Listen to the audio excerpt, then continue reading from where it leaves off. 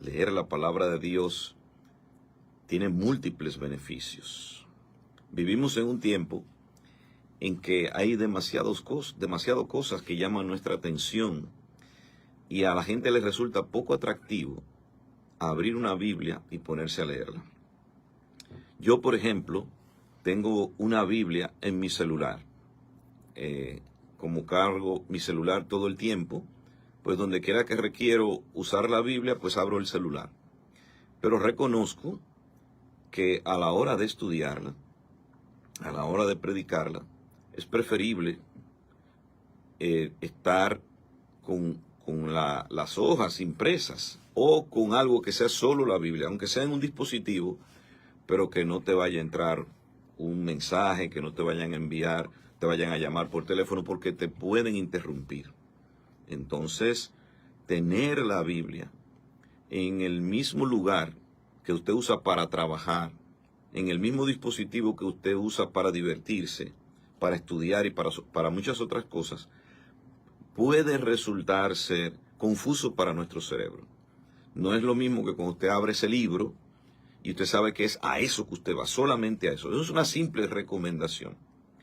Cuando usted abre la Biblia, debe tener reverencia, debe tener respeto, debe saber que detrás de ese libro hay sangre de cientos, miles tal vez, de hombres y mujeres de Dios que dieron sus vidas para escribirla y para preservarla, para traerlas hasta nosotros.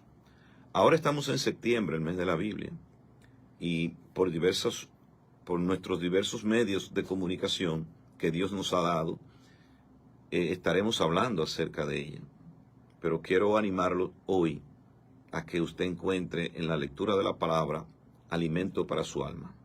Primera de Pedro 2:2 dice, como niños recién nacidos, busquen con ansias la leche espiritual no adulterada de la palabra de Dios. Así por medio de ella crecerán para salvación. La leche espiritual no adulterada, la Biblia compara la palabra de Dios con esa leche que sale del pecho de la madre. Leche no adulterada. Eso no es de que una fórmula que sirve para el crecimiento, que tiene tal producto. No, eso viene de fábrica. Leche espiritual no adulterada. Algunos piensan que la palabra de Dios ha sido trastocada, ha sido adulterada. Amigo oyente, quítese esa preocupación de la mente. La idea del modernismo, de la posmodernidad, es crear confusión y dudas con respecto a la Biblia. Imagínese que usted confíe en una persona, pero que alguien vaya y le diga, tú no supiste que fulano dijo tal cosa de ti. Esa sola palabra puede hacer que ya usted pierda la confianza en esa persona y lo empiece a ver con otros ojos. No permita que personas malintencionadas le quiten su fe en la palabra de Dios. La palabra de Dios ha pasado el sedazo del tiempo y ha demostrado ser confiable. Y para muestra un botón, en el año 1947-48 fueron descubiertos los manuscritos del Mar Muerto en la cueva del Qur'án en Israel. Una serie de documentos considerados el hallazgo arqueológico más importante del siglo XX y quizás de toda la historia de la humanidad, donde habían copias, fragmentos y hasta libros completos de la Biblia preservados por un espacio de tiempo probablemente de más de 2000 años. Estos manuscritos en pergaminos han sido estudiados, oigan, tener 60 años clasificándolos, copiándolos, preservándolos y traduciéndolos con copias de libros de la Biblia. Resultado, no presentan diferencia con la Biblia que usted tiene en su mano. Es decir, que esa teoría de que la Biblia la agarró un hombre y la trastocó y le quitó y le puso, pierda miedo. El Señor que inspiró su palabra se ha encargado de preservarla para ti. Así que cuando tú la tienes en la mano, tienes leche espiritual no adulterada. ¿Ok? Es como la leche materna que sale del pecho de la madre directo al niño. Recuérdate que no solo de pan vivirá el hombre. Vivir toda la vida solamente enfocado en las cosas materiales te va a crear un enorme vacío espiritual. Jesucristo dice, que también de toda palabra que sale de la boca de Dios. Necesitamos el pan material, pero igualmente valioso y en cierto modo hasta más valioso es el pan espiritual. Por eso dice, eso está en Mateo 4:4. Jeremías 15:16 dice, fueron halladas tus palabras y yo las comí. O sea, la palabra de Dios es un alimento. Y tu palabra me fue por alegría y por gozo de mi corazón. Alegría y gozo de mi corazón. Esos son de los resultados positivos que trae el leer la palabra de Dios, el estudiarla. Y no solamente leerla, sino reflexionarla, como dice el libro de Josué, capítulo 1, versículo 8. Esta ley que yo pongo delante de ti estará siempre delante de tus ojos, la repetirás, ¿verdad? Y meditarás en ella de día y de noche. Solo así guardarás y harás conforme a todo lo que en ella está escrito, porque entonces harás prosperar tu camino y todo te saldrá bien. Claro que no va a ser un resultado a corto plazo. Vivimos en un tiempo en que la gente tiene la esperanza en que jugando un numerito va a cambiar su vida, o en hacer algo sin esfuerzo su vida va a cambiar. Realmente requiere tiempo, es un proceso, pero la palabra de Dios va a ir transformando tu corazón y debes meditar en ella de día y de noche. Y guardarás y harás conforme a todo lo que en ella está escrito, y todo te saldrá bien. Tendrás que pagar un precio, porque todo el que obedece la voluntad de Dios al principio ve que los impíos se le van delante, pero usted luego le cruzará y lo verá tirado en el suelo, porque su fundamento no era sólido, mientras que el suyo sí. El suyo es un fundamento edificado sobre la roca, como dice Mateo 7:24. Leer la Biblia hace que Dios guíe nuestros pasos. Lámpara es a mis pies tu palabra y lumbrera a mi camino, dice el Salmo 119, verso 5. Es decir, que una persona que estudia y reflexiona en la palabra de Dios nunca está confuso. No es preso de la ansiedad porque sabe siempre cuál es el siguiente paso que tiene que dar. Puede ser que sea algo que no le guste a la carne, pero está claro en lo que tiene que hacer. La Biblia te mantendrá alejado del pecado. Oye bien, ese pecado que te da tanta brega, es que tú no lo vas a poder vencer por la carne. Tienes que vencerlo a través del Espíritu, alimentando tu espíritu. Y las palabras de Dios son espíritu y son vida, dice Juan 6:63. Y Efesios 6:17 dice que la espada del Espíritu, el arma ofensiva del Espíritu, es la palabra de Dios. En mi corazón he guardado tus dichos para no pecar contra ti, dice el Salmo 119, verso 11. Y en ese mismo Salmo 119 dice, ¿con qué limpiará el joven su camino? Dice, con guardar tu palabra. Entonces, con la palabra de Dios podemos combatir el pecado. Podemos dejar eso que ahora nos da tanta brega. Leyendo diariamente, reflexionando diariamente, usted va a ver cómo esa parte de su vida que hoy le es tan difícil, la va a ir dejando atrás.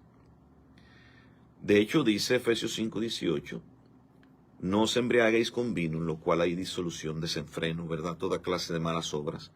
Antes bien, en lugar de eso, sean llenos del Espíritu Santo. ¿Y cómo uno se llena del Espíritu Santo? Dice, hablando entre ustedes con salmos, himnos y cánticos espirituales, cantando y alabando al Señor en vuestros corazones y dando siempre gracias al Dios y Padre en el nombre de nuestro Señor Jesucristo. Pero Colosenses 3:16, que es un texto paralelo, dice que en vez de llenarnos del Espíritu Santo, dice, la palabra de Cristo mora en abundancia en ustedes, enseñándose y exhortándose unos a otros, cantando con gracia en vuestros corazones al Señor, con salmos e himnos y cánticos espirituales. Textos paralelos, Efesios 5:18 al 20, Colosenses 3:16. En uno te dice, llénate del Espíritu, y en el otro te dice, llénate de la palabra. Porque el que se llena de la palabra de Dios se está llenando del Espíritu de Dios. Leer la Biblia te santifica. Santifícalos en tu verdad. Tu palabra es verdad. Juan 17:17. Y Juan 15:13 dice, ya ustedes están limpios por la palabra que yo les he hablado. Escudriñarla, investigarla, no solamente leerla por cumplir, sino, ¿qué significa esto? Esta palabra que no entiendo, déjame buscarla en un diccionario. Ese proceso de escudriñar, de profundizar, de ir más hondo, hará que conozcas al Salvador. Escudriñen las Escrituras porque a ustedes les parece que en ellas tenéis la vida eterna, y ellas son las que dan testimonio de mí. Es decir, que escudriñar la Biblia te resultará en encontrar un tesoro que se llama Jesucristo. el tesoro de los tesoros. Entonces, para concluir, dos cosas más. Leer y estudiar la Biblia te hará libre. Jesús dijo a los judíos que habían creído en él: si ustedes permanecen en mi palabra, no solamente si la leen y luego la olvidan, sino si la cumplen, si permanecen en ella, serán verdaderamente mis discípulos. Y aquí viene la bendición. Y conocerán la verdad, y la verdad les hará libres. Y como hemos dicho muchas veces, ignorar una verdad te vuelve esclavo de una mentira. Así que es posible que en tu mente y en tu vida tú estés siendo esclavizado por creer mentiras. Mentiras que Satanás te ha enseñado. Ayer veía un video que enviaba un cristiano, un grupo, y enseñaba una serie de cosas que no son de fundamento bíblico. Entonces me preguntaba, ¿qué habrá pasado? ¿Por qué hace esto? Porque se está dejando influir por la gente del mundo en vez de la palabra de Dios. Si hubiese filtrado aquello por la palabra de Dios, no lo publica. Pero lo publicó. Y está siendo esclavo de una mentira. Por no aceptar o por no practicar la verdad de la palabra de Dios. Así que, mis hermanos y amigos, el principio de la sabiduría es el temor del Señor. Buen juicio demuestran quienes cumplen sus preceptos. Su alabanza permanece para siempre, dice el Salmo 111, verso 10. Así que leer la Biblia nos dará buen juicio. Buen juicio para libertarnos de esas cosas, de esas falsas teorías, y buen juicio para tomar decisiones sabias en nuestra vida. En otro próximo estudio estaremos hablando de cómo leerlas, de sugerencias sobre versiones de la Biblia. Pero por hoy déjenme decirles que si usted nunca la ha leído, comience con el libro de Mateo o con el libro de Lucas o Marcos o Juan, que nos hablan de la vida de Cristo, para que vaya directo al corazón de la Biblia, porque Jesucristo es el personaje central de la Biblia. Y la salvación del hombre es la razón de ser. El tema de la Biblia es la salvación del hombre, por eso Cristo es el personaje, porque Cristo es el único Salvador. Así que empiece por ahí, empiece a leerla, empiece con actitud de oración, empiece pidiendo a Dios sabiduría y con un diccionario, preferiblemente un diccionario bíblico al lado, para que lo que no vaya entendiendo, vaya buscándolo. Y aquí estamos nosotros para ofrecerle un curso bíblico gratuito para que usted aprenda a estudiarla, a respetarla y a obedecerla. Hermano, el irrespeto de la Biblia en el sentido físico, me refiero al libro per se, ¿tiene alguna consecuencia o algún castigo particular? Yo me refiero porque hemos sabido de sociedades donde la Biblia se ha incinerado, han quemado las Biblias. Y de hecho, una vez escuchaba de algunos prisioneros que agarraban los Nuevos Testamentos y con las hojas hacían cigarros. Sí. Entonces, profanación de este tipo, ¿cree usted que tendrá algún peso mayor que cualquier otra falta? Yo creo que sí. Mire, cuando la Escritura o la Biblia se escribió, que de hecho el término Biblia es un término acuñado por el hombre. O sea, la Biblia misma no se llama Biblia. La palabra Biblia significa libros o biblioteca, es una colección de libros, y empezó a usarse porque en Siria había un puerto de donde se exportaba el pergamino del cual se hacía la Biblia, un puerto de biblos. Bien, pero ese no es el punto. El punto es que los escritores sagrados escribían sobre pergamino, sobre papiro y luego sobre cuero de animales, que era un material un poco más duradero. Y cuando se inventa la imprenta en el año 1454 en Alemania, pues nosotros tenemos esas Biblias impresas. No hay un texto bíblico que diga que si usted coge el pergamino y lo destruye le va a pasar algo, pero en Jeremías capítulo 36 vemos que un rey toma un pergamino que le lleva a Jeremías y no le gusta lo que dice el pergamino y lo manda a quemar. Y el Señor le dice, ahora tú vas a coger esas mismas palabras que yo te revelé y lo vas a escribir en otro pergamino. O sea, el Señor se encargó de preservar su palabra. Pero al rey, la sentencia que vino sobre el rey, vino como quiera, aunque él quemara el pergamino. Es decir, que si usted, por irreverente, porque es una actitud de irreverencia, toma ese libro, que es hojas, pero no es que sea hoja, es como una bandera, mi hermano. ¿Qué es una bandera? Un pedazo de tela. Pero es lo que ella significa. Entonces, cuando una persona es capaz de coger una hoja de un Nuevo Testamento, enrollar un poco de tabaco y fumarlo, está mostrando un irrespeto mayúsculo a Dios. O sea, le está diciendo al Señor, no te respeto. Eso claro está que va a tener consecuencias. Aunque no hay un texto que diga que si usted rompe la hoja de la Biblia, porque no era de esa forma en que estaba escrito originalmente, va a tener consecuencias, pero definitivamente la tendrá. Bienvenidos al canal bíblico Miguel Ruiz. Este es un canal dedicado al estudio de la Biblia.